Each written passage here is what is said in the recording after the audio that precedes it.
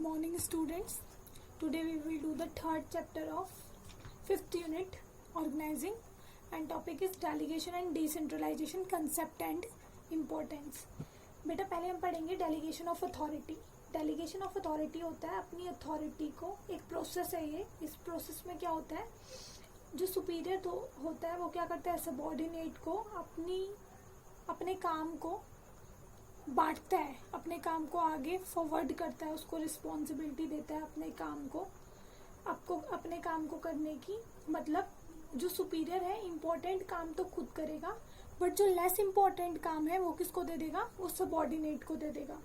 अब काम करने के लिए हमें अथॉरिटी नीडेड होती है. बिना अथॉरिटी के हम क्या करते हैं, काम नहीं कर सकते. डेलीगेशन ऑफ अथॉरिटी का मतलब ही यही है, पहले तो हम रिस्पॉन्सिबिलिटी देंगे, काम देंगे, वो काम बिना अथॉरिटी के पूरा नहीं हो सकता. अगर हम किसी को काम करने की कोई जिम्मेदारी दे रहे हैं तो उस जिम्मेदारी के साथ साथ हमें उसको कुछ अधिकार भी देने पड़ेंगे, तभी हम उससे आंसर ले सकते हैं, उत्तर ले सकते हैं कि ये काम पूरा क्यों नहीं हुआ. अब इसका एग्जाम्पल अगर मैं क्लास की बात करूं, मैंने तुम्हें पहले भी बताया था, डेलीगेशन ऑफ अथॉरिटी का मतलब है काम बांटना. मतलब मान लो मैंने अपना काम एज टीचर किसी अपने क्लास के मॉनिटर को दे दिया. मॉनिटर को मैंने क्या काम दिया है, मैंने ये बोला है कि मैं क्लास से बाहर जा रही हूँ, आपके मेरे एब्सेंस में क्लास में क्या शोर नहीं होना चाहिए. मैं काम दे के चली गई हूँ.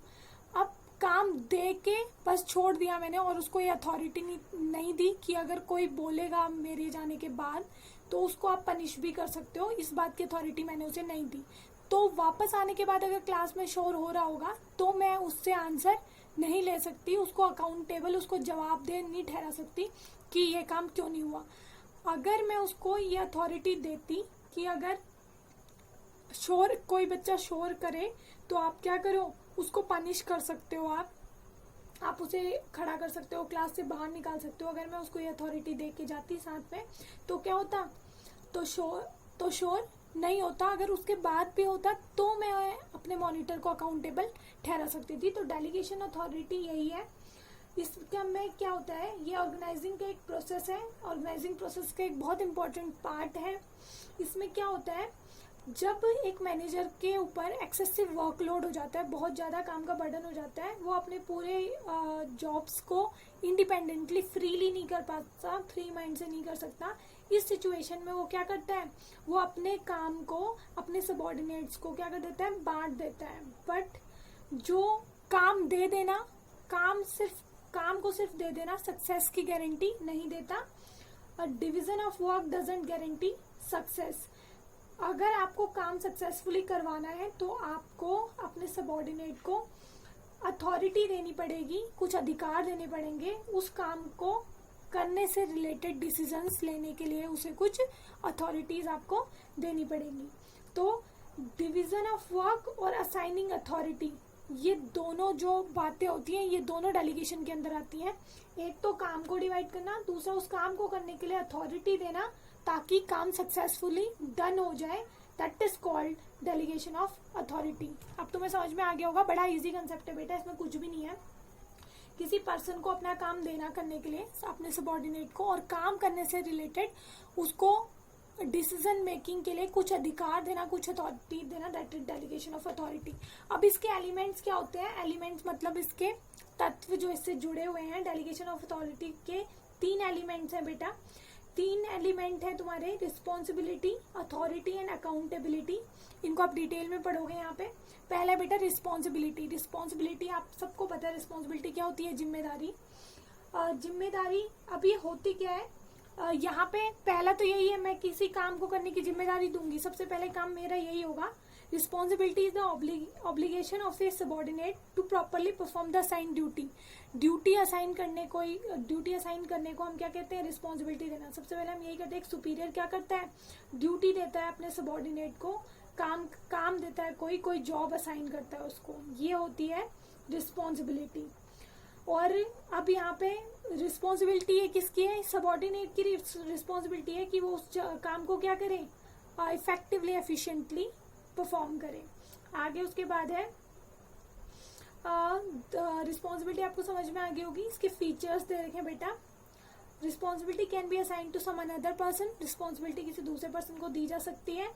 रिस्पॉन्सिबिलिटी का एसेंस जो है ड्यूटीफुल होना है। रिस्पॉन्सिबिलिटी किसके लिए थी, सबॉर्डिनेट की थी, सबॉर्डिनेट के लिए थी। सबॉर्डिनेट को क्या होना चाहिए, ड्यूटीफुल होना चाहिए, उस ड्यूटी को करने में वो कैपेबल होना चाहिए। लास्ट है आपका जो रिस्पॉन्सिबिलिटी अराइज होती है, रिस्पॉन्सिबिलिटी असाइन होती है, वो किसकी वजह से होती है, सुपीरियर सबॉर्डिनेट के रिलेशनशिप की वजह से होती है। जब हमारा सुपीरियर सबॉर्डिनेट का रिलेशनशिप होता है तब आपकी रिस्पॉन्सिबिलिटी अराइज होती है। अगर सुपीरियर सबॉर्डिनेट नहीं होंगे तो ऑब्वियसली बात है रिस्पॉन्सिबिलिटी कौन सा सुपीरियर किस सबॉर्डिनेट को देगा। तो ये है आपका रिस्पॉन्सिबिलिटी का पॉइंट। सेकंड एलिमेंट है बेटा अथॉरिटी। अथॉरिटी क्या होता है, किसी को अधिकार देना, किसी को पावर देना। अथॉरिटी का मतलब है डिसीजन मेकिंग की पावर देना किसी पर्सन को। डिसीजन किससे रिलेटेड हो सकते हैं, रिसोर्सेज को यूज करने से रिलेटेड, किसी काम को करने से रिलेटेड या नहीं करने से रिलेटेड अथॉरिटी होती है हमारी। तो रिस्पॉन्सिबिलिटी कोई भी पर्सन तभी पूरी कर सकता है जब आप उसे पूरा करने की अथॉरिटी भी साथ में दोगे। अथॉरिटी के फीचर्स क्या होते हैं, अथॉरिटी किसी दूसरे पर्सन को असाइन की जा सकती है, जैसे रिस्पॉन्सिबिलिटी की जा सकती है। It is related to the post, with the change of post even authorities change. Post से रिलेटेड होती है हमेशा, पोस्ट से रिलेटेड हमारे अधिकार जुड़े होते हैं। जैसे ही आपका पोस्ट चेंज होगी वैसे आपकी अथॉरिटीज भी चेंज हो जाएंगी। उसके बाद है it makes implementation of decision possible. ये क्या करता है, डिसीजन जो हमने लिए हैं उनको इम्प्लीमेंट करने को पॉसिबल बनाता है। डिसीजन हमने जो लिए हैं दैट मीन्स मैं किसी को अथॉरिटी दे रही हूँ तो वो क्या होगा, मोटिवेट होगा। अल्टीमेटली मेरे जो डिसीजंस हैं वो उनको आराम से इम्प्लीमेंट कर लेगा क्योंकि उसको भी मैंने कुछ अथॉरिटी दे रखी है, वो मोटिवेटेड है। उसके बाद है authority is a key to managerial job because a post without authority can't be a managerial post. Authority बेटा हमेशा किसी सुपीरियर पर्सन के पास होती है। अब मैनेजरियल पोस्ट के लिए ये कह रहा है अथॉरिटी होना जरूरी है। जिसके पास अथॉरिटी होगी वही मैनेजरियल पोस्ट के काम को परफॉर्म कर सकता है। बिना अधिकार के एक पर्सन मैनेजर के काम नहीं कर सकता। तो ये इसके चार फीचर्स थे। देन है बेटा अकाउंटेबिलिटी। अकाउंटेबिलिटी होती है बेटा आंसरेबिलिटी। आंसरेबिलिटी मतलब उत्तरदेता, किसी को जवाबदेही तय करना, किसी की जवाबदेही देना। मतलब मैंने मॉनिटर को काम दिया, ये एग्जांपल था मेरा। तो मॉनिटर्स अगर श्योर हुआ है, मैं उसको अथॉरिटी भी देके गई थी कि पनिश करने की, फिर भी श्योर हुआ है तो उसको उत्तरदायी ठहराना, दैट इज आंसरेबिलिटी। उससे उत्तर लेना, उसकी उत्तरदेयता को तय करना, दैट इज अकाउंटेबिलिटी। अकाउंटेबिलिटी में एक्सेप्शंस होती हैं। देखो तो क्या होता है, अकाउंटेबिलिटी का मतलब होता है answerability of the subordinate to his superior for his work performance. Subordinate की आंसरेबिलिटी, जवाबदेही सुपीरियर को कि काम कैसे हुआ है या कैसे नहीं हुआ। In other words, when a superior assigns job, work and responsibility to his subordinate, simultaneously he gives authority to them which make workers accountable to their superior for the work performance। ये कह रहा है जब एक superior क्या करता है, subordinate को काम देता है, रिस्पॉन्सिबिलिटी देता है, रिस्पॉन्सिबिलिटी के साथ साथ उसको अथॉरिटी भी देता है, तो ऑब्वियस सी बात है उसको वो काम नहीं होने पर उत्तरदायी भी ठहराएगा, उससे जवाबदेही मांगेगा। इसके फीचर्स क्या होते हैं, accountability can't be delegated to some other person. Accountability क्या होती है, डेलीगेट नहीं की जा सकती। अकाउंटेबिलिटी कैसे डेलीगेट नहीं की जा सकती बेटा, देखो मैंने तुम्हें एग्जांपल दिया कि क्लास में शोर नहीं होना चाहिए। देखो क्लास को चुप कराने का काम किसका होता है, टीचर का होता है। वो काम में किसको देगी गई, मॉनिटर को देगी गई। क्या प्रिंसिपल मैम मॉनिटर से पूछेंगी आंसर, नहीं। प्रिंसिपल मैम किससे पूछेंगी, टीचर से पूछेंगी कि क्लास में शोर क्यों हो रहा था।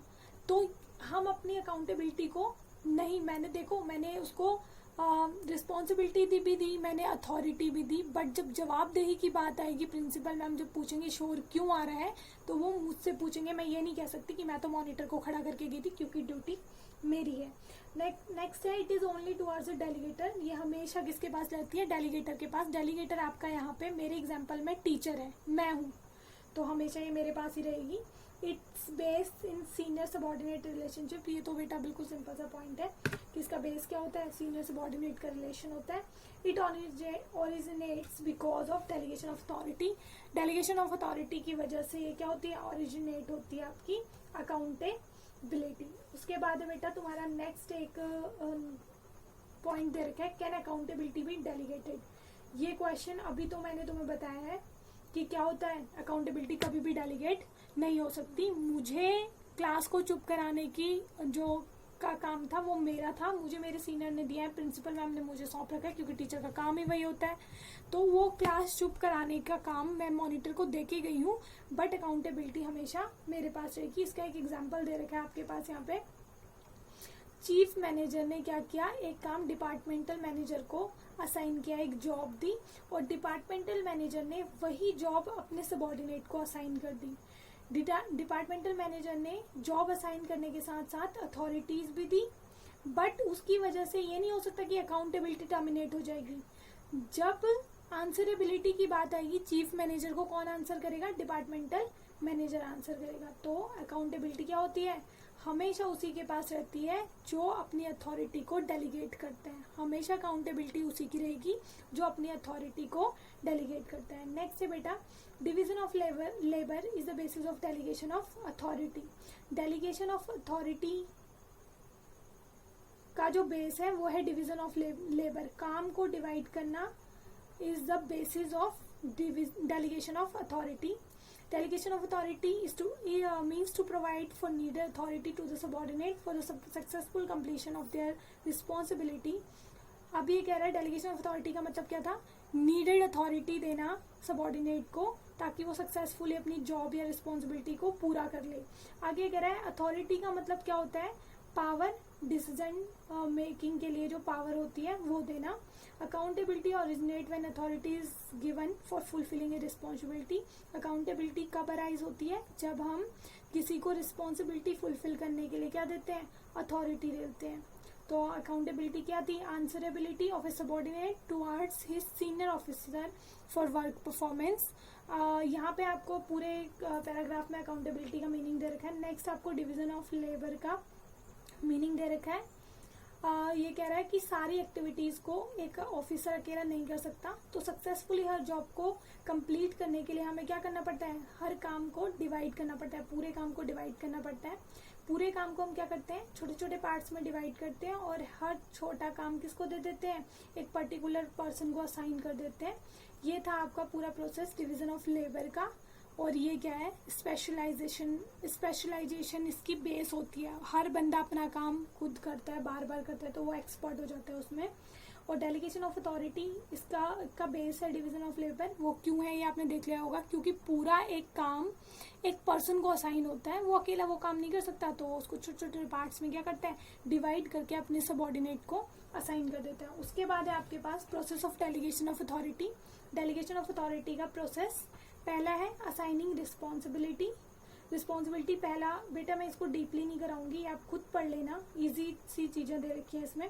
पहला है रिस्पॉन्सिबिलिटी असाइन करना, जैसे हमने एलिमेंट पढ़े थे बिल्कुल उसी ऑर्डर में आपका प्रोसेस होता है। सबसे पहले हम रिस्पॉन्सिबिलिटी असाइन करते हैं, कोई जॉब देते हैं अपने सबऑर्डिनेट को, सबसे पहले ये काम हमारा।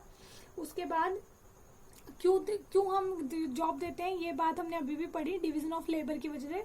हर एक बंदा सारी एक्टिविटीज को परफॉर्म नहीं करता, तो कैपेबल नहीं होता पूरे काम करने के लिए, तो हम पूरे काम को छोटे छोटे जॉब्स में डिवाइड कर देते हैं और हर एक सबऑर्डिनेट को एक एक काम दे देते हैं। तो पहला काम ये हो गया हमारा। अब कोई भी बंदा बिना अथॉरिटी के उस काम को कंप्लीट नहीं कर सकता, तो सेकंड स्टेप में हमें क्या देनी होती है, अथॉरिटी ग्रांट करनी होती है, अथॉरिटी देनी होती है related to the decision making of the particular work. जो भी हमने काम दे रखा है उससे रिलेटेड जो डिसीजन मेकिंग है, डिसीजन मेकिंग पावर देते हैं हम उसको, अथॉरिटीज देते हैं। ये सेकंड स्टेप होता है।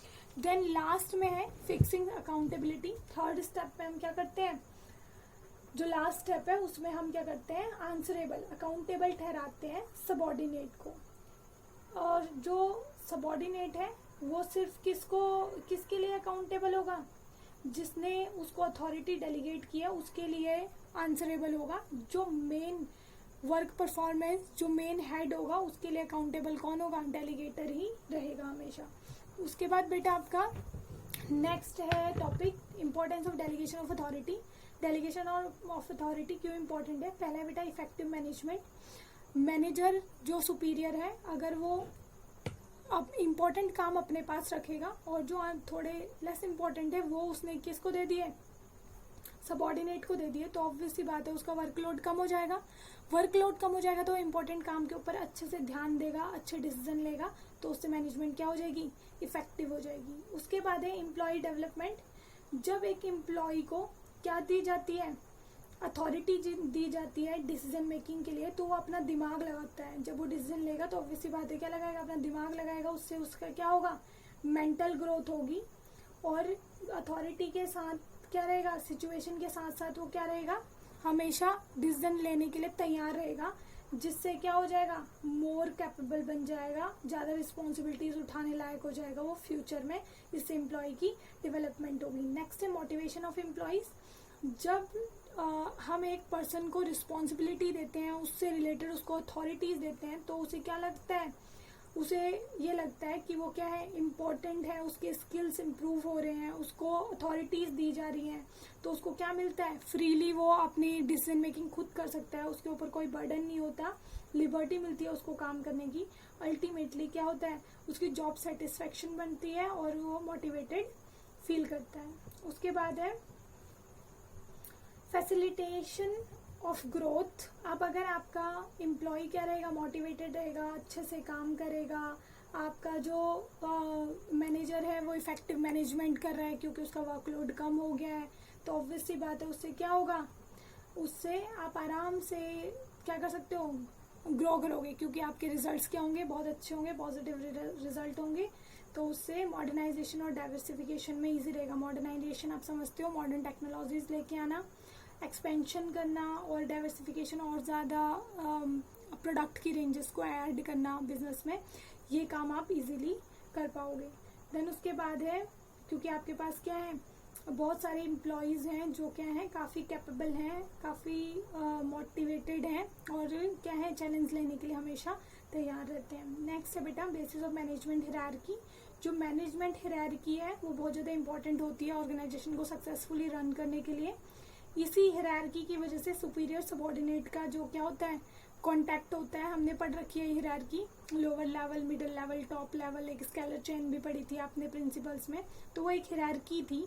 और डेलीगेशन ऑफ अथॉरिटी यही होती है, हम क्या करते हैं, टॉप टू बॉटम रिस्पॉन्सिबिलिटी और अथॉरिटी को क्या करते हैं, फ्लो होता है रिस्पॉन्सिबिलिटी और अथॉरिटी का टॉप टू बॉटम। जो सीनियर है वो अपने सबॉर्डिनेट को क्या देता है, अपनी रिस्पॉन्सिबिलिटीज और अथॉरिटीज देता है कुछ काम करने की। नेक्स्ट है बेटा better coordination. Delegation of authority में क्या होता है, रिलेशंस बनते हैं किसके, रिस्पॉन्सिबिलिटी के, अथॉरिटेबिलिटी के और अकाउंटेबिलिटी के। इसकी वजह से हर एम्प्लॉय को क्या होती है, क्लैरिफिकेशन होती है कि उसकी क्या ड्यूटीज हैं, क्या पावर्स है, क्या अकाउंटेबिलिटी है परफॉर्मेंस से रिलेटेड। तो एक क्लियर पिक्चर होती है सबके दिमाग में, अपने अपने लेवल से रिलेटेड, अपने अपने ड्यूटीज से रिलेटेड, अपने अपने रिस्पॉन्सिबिलिटीज से रिलेटेड। उससे क्या होता है, ऑटोमेटिकली एक बेटर कोऑर्डिनेशन स्टेब्लिश होता है। और इसका एडवांटेज ये होता है, ना तो डुप्लीकेसी होती है किसी काम में, ना दो बार होता है, ना ही कुछ छूटता है। तो ये है आपका डेलीगेशन अथॉरिटी की इंपॉर्टेंस। इसके बाद आपका लास्ट टॉपिक है डिसेंट्रलाइजेशन का। देन हमारा ये यूनिट कंप्लीट हो जाएगी। आई होप आपको ये समझ में आ गया होगा, नहीं आया हो तो आप मुझे डाउट दे सकते हो। Thank you.